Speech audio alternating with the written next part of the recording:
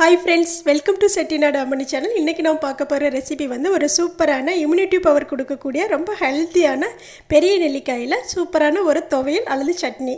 இதான் நம்ம இன்னைக்கு செய்ய போறோம். ஸ்கிப் பண்ணாம பாருங்க. ரொம்ப சிம்பிள் அண்ட் ஈஸியா தான் சொல்லிருக்கேன். இப்போ நான் வந்து ஒரு 7 பெரிய நெல்லிக்காய் எடுத்துக்கிட்டேன். இத நல்லா கழுவிட்டு சின்ன சின்னதாக கட் பண்ணி எடுத்துக்கலாம். உள்ள சீட்ஸு எடுத்துகிட்டு வெளியே ரிமூவ் பண்ணிவிட்டு நம்ம இது போல் கட் பண்ணி எடுத்துக்கலாம். ஒரு டைம் இந்த சட்னி செஞ்சு பாருங்கள், கண்டிப்பாக எல்லாருக்குமே பிடிக்கும்.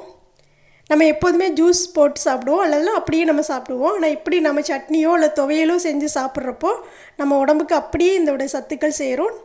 ரொம்ப நல்லது, கொஞ்சம் ரொம்ப டிஃப்ரெண்ட்டாகவும் இருக்கும். இப்போ இது போல் எல்லாத்தையுமே கட் பண்ணி எடுத்துட்டேன். இப்போ அடுப்பில் ஒரு கடாய் வச்சுக்கலாம். அதில் தேவையான அளவு ஆயில் சேர்த்துக்கலாம். அதில் 1 ஸ்பூன் கடுகு, 1 ஸ்பூன் வந்து கடலைப்பருப்பு, கொஞ்சம் உளுந்து, ஒரு 3 பச்சை மிளகாய் சேர்த்துக்கலாம். அது கூட ஒரு கொத்து கருவேப்பிலை. இதை சேர்த்து நல்லா வதக்கி விட்டுருங்க. இப்போ இது கூட 2 பெரிய வெங்காயம் சின்ன சின்னதாக கட் பண்ணி சேர்த்துருக்கேன். இதையும் சேர்த்து நல்லா வதக்கி விட்டுருங்க. இந்த நெல்லிக்காய் சட்னி வந்து கொஞ்சம் புளிப்பு இருக்கும். புளிப்பு பிடிச்சவங்க அப்படியே சேர்த்துக்கலாம். இல்லை அப்படின்னா இந்த புளிப்புத்தன்மை கொஞ்சம் குறையிறதுக்கு இன்னும் 2 நீங்கள் பெரிய வெங்காயம் கூட சேர்த்துக்கலாம். இப்போ இது கூட 2 வரமிளகாய் சேர்த்துக்கலாம். இது கலருக்காகவும் டேஸ்ட்டுக்காகவும் ரொம்ப பார்க்குறக்கு ரொம்ப நல்லாயிருக்கும்.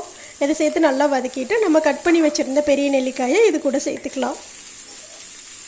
சேர்த்துட்டு நல்லா ஒரு 3/4 பதம் வேகிற வரைக்கும் நல்லா வதக்கி விட்டுக்கலாம். ரொம்ப ஹெல்த்தியான சட்னி தான், ரொம்ப ஈஸியாக நம்ம செஞ்சிடலாம். குழந்தைங்களுக்குலாம் அப்படியே ஜூஸ் கொடுக்குறக்கு இப்படி நம்ம சட்னி பண்ணி கொடுத்தோன்னா ரொம்ப நல்லது. இது போல் எல்லாத்தையும் சேர்த்து நல்லா வதக்கிடலாம். நல்லா 3/4 பதம் நல்லா வெந்துருச்சு. இப்போ இது கூட ஒரு கொத்தமல்லி தழை சேர்த்துக்கலாம். சின்ன சின்னதாக கட் பண்ணிவிட்டு இது கூட சேர்த்துக்கோங்க. அடுப்பு ரொம்ப கம்மி பண்ணி வச்சுட்டு ஒரு நிமிஷம் அப்படியே அந்த சூட்லேயே நல்லா அப்படியே வதக்கி விடுங்க. இப்போ நல்லா வதக்கியாச்சு. அடுப்பு ஆஃப் பண்ணிடலாம். இப்போ இதை எடுத்து அப்படியே நல்லா ஆற வச்சிடலாம். இப்போ நல்லா ஆறிடுச்சு. இப்போ இதை நம்ம மிக்ஸி ஜாரில் சேர்த்து அரைச்சிக்கலாம். பார்க்குறக்கே எவ்வளோ நல்லா இருக்குதுல்ல. இதை நீங்கள் நைஸாகவும் அரைச்சிக்கலாம், இல்லை கொரகொரப்பாகவும் அரைச்சிக்கலாம். இப்போ இது கூட தேவையான அளவு உப்பு சேர்த்துக்கலாம்.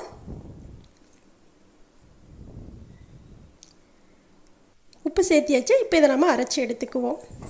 அரைச்சாச்சு. இதை நீங்கள் தாழ்ந்து பண்ணிக்கலாம், இல்லை அப்படியே கூட இதை நம்ம நல்லா சுட சாப்பாடு வச்சு நல்லா பரட்டி சாப்பிட்டோம்னா ரொம்ப சூப்பராக இருக்கும். கண்டிப்பாக இந்த ரெசிபி பிடிச்சிருக்குன்னு நினைக்கிறேன்.